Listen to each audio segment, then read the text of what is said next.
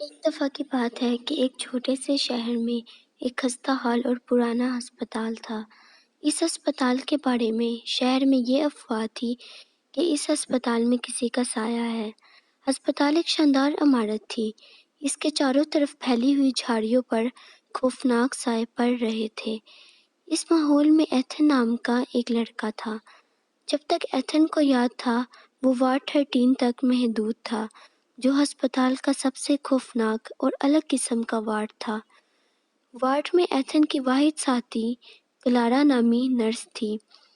وہ نرم دل تھی، لیکن ایسا لگتا تھا کہ وہ ہسپتال کے بارے میں بہت کچھ جانتی تھی۔ ہر رات وہ ایتھن سے کہتی تھی، اپنے بستر پر رہو، اپنی آنکھیں بند رکھو اور آواز نہ نکالو، چاہے تم کچھ بھی سنو۔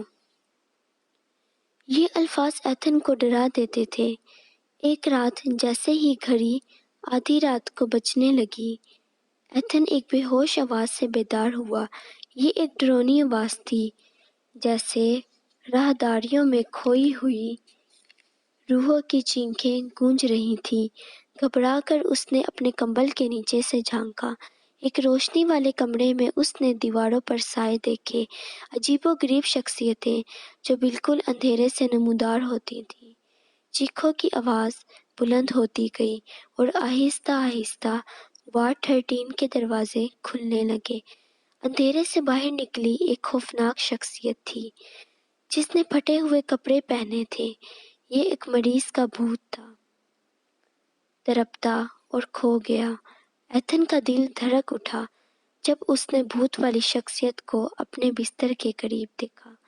گھبرا کر اس نے کلارا کی بات مانی اور نیند کا بہانہ کرتے ہوئے آنکھیں بند کر لیں۔ بھوت کی شکل ایتھن پر منڈلا رہی تھی۔ وہ اس کی آواز سن سکتا تھا۔ گھنٹے گزر گئے اور بھوت بالآخر پیچھے ہٹ گیا۔ ایتھن کو اپنے بستر پر کانپتا چھوڑ گیا۔ جب صبح ہوئی، کلارا نے ایتھن کو زندہ پایا۔ وہ جانتی تھی کہ ایتھن نے وارڈ 13 کی اذیت کا مشاہدہ کیا تھا اور وہ اب ہسپتال کے تاریک رازوں کا پابند تھا۔ دن ہفتوں میں بدل گئے اور ایتھن کی راتیں اذیت زدہ روحوں کے ساتھ گزرنے لگی۔ وہ ہر گزرتے دن کے ساتھ کمزور ہوتا چلا گیا۔ وہ شدت سے بھاگنا چاہتا تھا، اس ہولناک سے بھاگنا چاہتا تھا جس نے ہسپتال کو ستایا ہوا ہے۔ ایک بدقسمت رات جیسے ہی وہ بھوت ایک بار پھر اس کے قریب آیا۔ ایتھن نے اپنے ڈر کو ختم کیا اور بھوت سے پوچھا، تم کون ہو؟ تم کیا چاہتے ہو؟ بھوت کی کھوکھلی نظریں اس پر جمی ہوئی تھیں۔ بھوت ایک سرد آواز میں بولا، میں یہاں بہت سے لوگوں میں سے ایک ہوں۔ روحیں اس ہسپتال میں بھٹکتی ہیں، میں یہاں سے رہائی چاہتا ہوں۔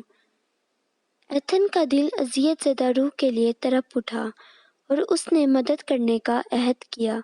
انہوں نے مل کر اس ہسپتال کی دیواروں کے اندر چھپے تاریک رازوں کو دریافت کیا۔